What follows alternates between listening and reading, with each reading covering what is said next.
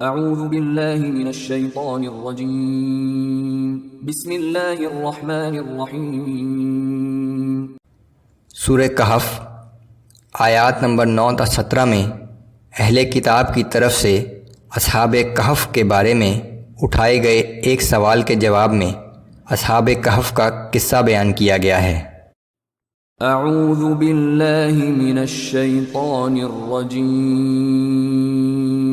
ام حسبت ان اصحاب الكهف والرقیم كانوا من آیاتنا عجبا۔ اے پیغمبر صلی اللہ علیہ وآلہ وسلم، کیا آپ خیال کرتے ہیں کہ غار اور کتبے والے ہماری قدرت کی نشانیوں میں سے ایک بڑی عجیب نشانی تھے؟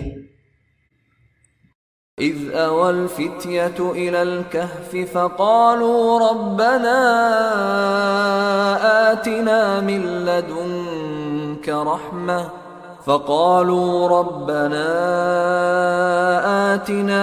لدنك رحمة وهيئ لنا من امرنا رشدا۔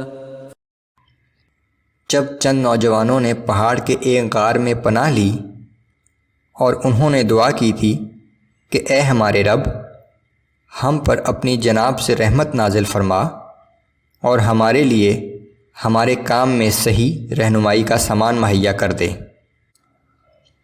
فضربنا على آذانهم في الكهف سنين عددا۔ تو ہم نے اس غار میں گنتی کے کئی برس تک ان پر نیند کا پردہ ڈالے رکھا۔ ثم بعثناهم لنعلم أي الحزبين أحصى لما لبثوا أمدا۔ پھر ہم نے انہیں اٹھا دیا تاکہ ہم معلوم کریں کہ ان لوگوں میں سے کون سا گروہ غار میں رہنے کی مدت کا ٹھیک شمار کرتا ہے۔ قریش نے یہود کے اشارے پر رسول اللہ صلی اللہ علیہ وآلہ وسلم سے چند سوال کیے تھے کہ اگر آپ نبی ہیں تو ان کے جواب بتائیں۔ ان میں سے ایک یہ بھی تھا کہ اصحاب کہف کا قصہ کیا ہے۔ قرآن اس کے جواب میں ان کا صحیح قصہ بیان کرتا ہے۔ نحن نقص عليك نبأهم بالحق۔ ان اصحاب کہف کا بالکل صحیح واقعہ ہم آپ کو سناتے ہیں۔ انہم فتیۃ آمنوا بربہم وزدناہم ہدا۔ وہ چند نوجوان تھے جو اپنے رب پر ایمان لے آئے تھے اور ہم نے ان کی ہدایت میں اضافہ کر دیا تھا۔ وَرَبَطْنَا عَلَى قُلُوبِهِمْ إِذْ قَامُوا فَقَالُوا رَبُّنَا رَبُّ السَّمَاوَاتِ وَالْأَرْضِ لَن نَّدْعُوَ مِن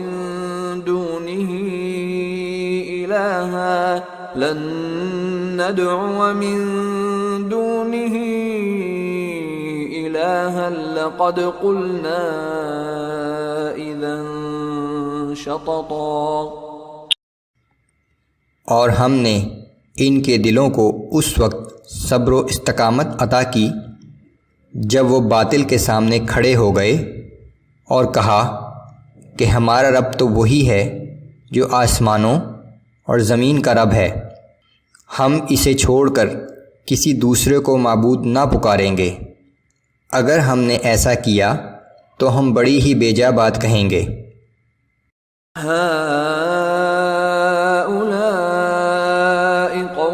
اتخذوا من دونه آلہہ۔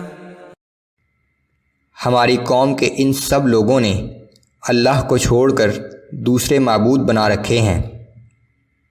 لولا یأتون علیہم بسلطان بین۔ یہ لوگ ان کے معبود ہونے کی کوئی واضح دلیل کیوں نہیں پیش کرتے؟ فمن اظلم ممن افترى على اللہ کذبا۔ پھر اس شخص سے بڑھ کر ظالم اور کون ہو سکتا ہے جو اللہ پر جھوٹی تہمت لگائے۔ وَإِذِ اعْتَزَلْتُمُوهُمْ وَمَا يَعْبُدُونَ إِلَّا اللَّهَ فَأْوُوا إِلَى الْكَهْفِ يَنشُرْ لَكُمْ رَبُّكُمْ مِنْ رَحْمَتِهِ وَيُهَيِّئْ لَكُمْ مِنْ أَمْرِكُمْ مِرْفَقًا۔